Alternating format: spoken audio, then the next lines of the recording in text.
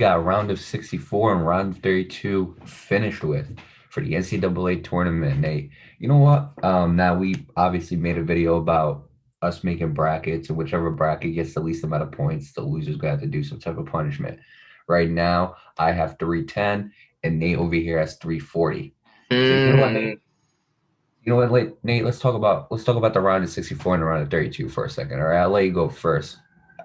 Your thoughts on it? Anything that like surprised you? Anything that anything that you're happy about, you're upset about, or anything?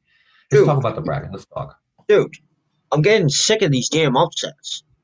I agree. Like, I would have had so many more points had there not been, like, I don't know how many upsets there were, dude. There was too many of them for me to count. I mean, I'm in the lead, so I don't care, but, like, damn, dude, like, what the hell? I feel like, seriously, you got number one Illinois losing to freaking number eight Chicago or whoever it was. What was it? Was it them? Let me check. Yeah, Loyola Chicago. Yeah, You're right. like I don't understand, dude. Is it the year of upsets or what? It is. I'm telling you this. I don't think I've ever seen so many upsets in like the first round alone. I don't think I've ever seen so many upsets. Like first of I all, you mean, could they're start with obviously the biggest one is Oral Roberts in the first round and in the second round. Obviously, Oral Roberts, defeating I Ohio believe State. Ohio State. Yeah, Oral Roberts defeating Ohio State was a big one. And I'm gonna be honest, these like upset games are pretty good. Yeah, Like they're very good games. Like a lot of them are very good games towards the end. Like Oral Roberts versus Ohio State was a very good basketball game.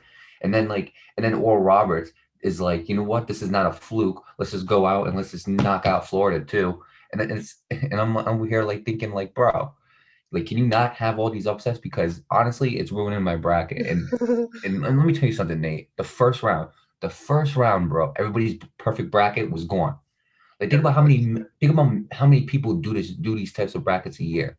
Like think about the millions of people around the world doing these brackets, and for everybody's perfect bracket to be going in one round, it's absolutely ridiculous, absolutely ridiculous. But then you know what? I'll say this: that is the most shocking upset. That was the most well-known upset. Excuse me, I said shocking, but now looking at it, I think the most shocking upset of this whole tournament was Abilene Christian beating Texas. Mm-hmm.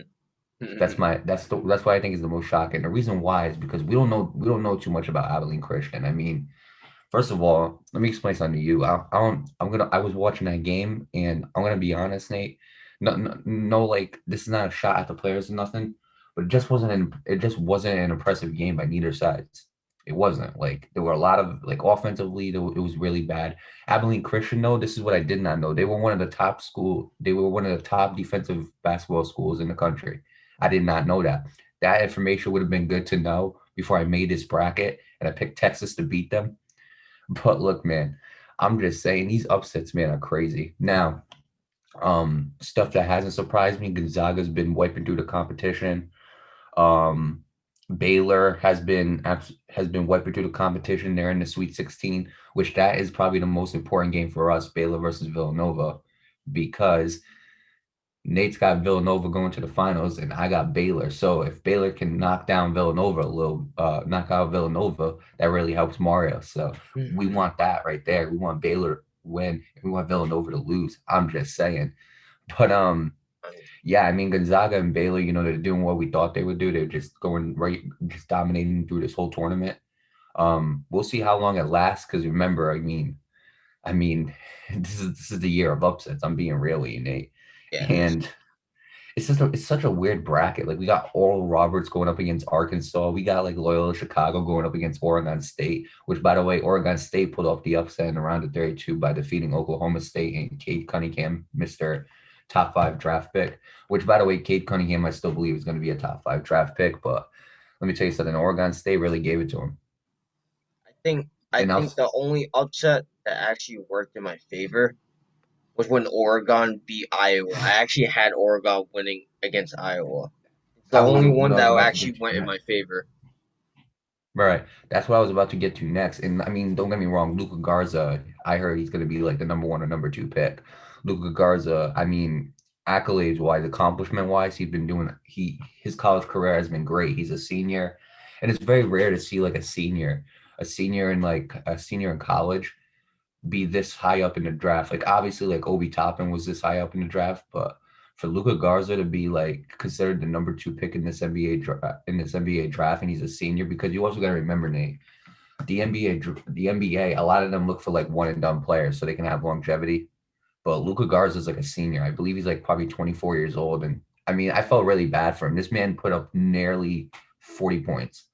This man put up nearly 40 points in that game, and they lost to Oregon. It was absolutely, I felt really bad for him, because Luka Garza is a very, very good player. And I'll say this, though. My prediction, what I thought was going to happen this whole tournament, and I was completely wrong, was I thought Luka Garza, because I seen the Michigan game where they beat him, and they kind of basically like, they just outdid him and everything, and it was just really hard, and it was just a bad day for Luka.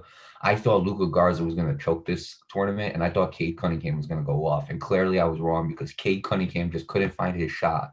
He couldn't find a hot streak, and Luka Garza was just going off. But I mean, I'm gonna be honest with you, Nate.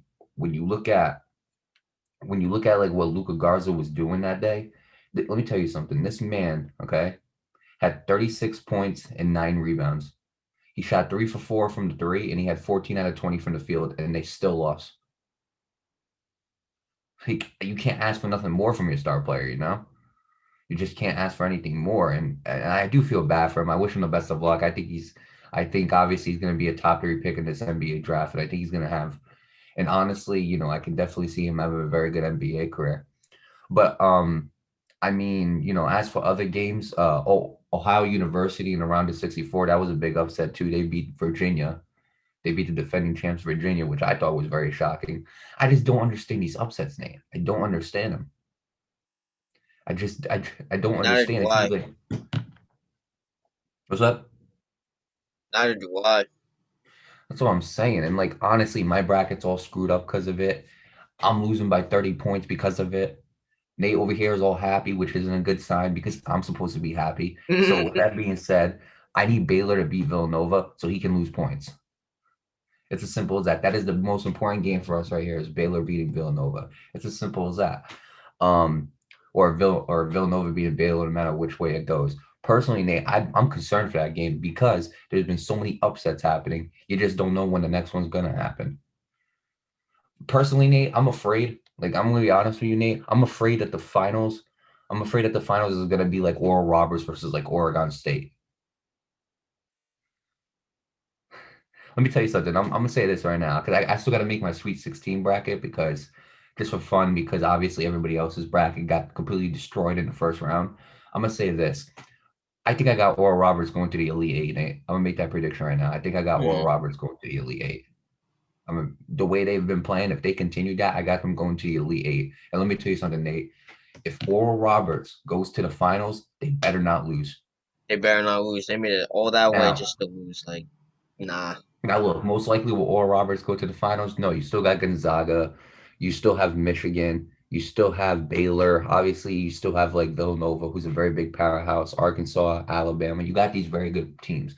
So most likely, Oral Roberts, if they do, they're gonna have a very, very tough contest to get there. But I mean, look, man, the way it's been going, I wouldn't be surprised at this point. I just wouldn't be surprised because Oral Roberts has been playing very, very good. And it's surprising. Loyola Chicago, I got them going to Elite Eight, I think, as well. Not in like this bracket, but just like my predictions as well. As for like the rest of my bracket, I got Gonzaga going. It was supposed to be Gonzaga versus Iowa for the Elite Eight, but we know how that turned out. Here's the thing, my complete upset, and this was weird. I had St. Bonaventure going to the Elite Eight, which I thought was completely weird. That was the upset team I had, and they just couldn't get past the first round, which was very unfortunate for me. But I had St. Bonaventure and Maryland, and that clearly didn't work out neither because Maryland got upset as well. Um, I had Baylor and Texas Tech, but Texas Tech was another team that got eliminated early. Um, I had Tennessee and Houston, which Houston is still possible, but Tennessee got eliminated early as well in the round of 64. And I mean, Nate, the whole tournaments have been so crazy with a bunch of upsets. It's been very, very good games. Don't get me wrong. There have been a lot of very, very great players that have been playing right now. And honestly, I wish all the teams the best of luck. But most specifically, I wish Baylor the best of luck because they need to win, Nate. Like you don't like they need to win. Villanova cannot win. And if they do, I'm throwing a house party. If they do, I think I'm screwed. I think I'm absolutely completely screwed. But your final thoughts on this before we move on? Hey man, with that being said, I don't really got much else other than play ball and best of luck to all the teams playing in the Sweet 16.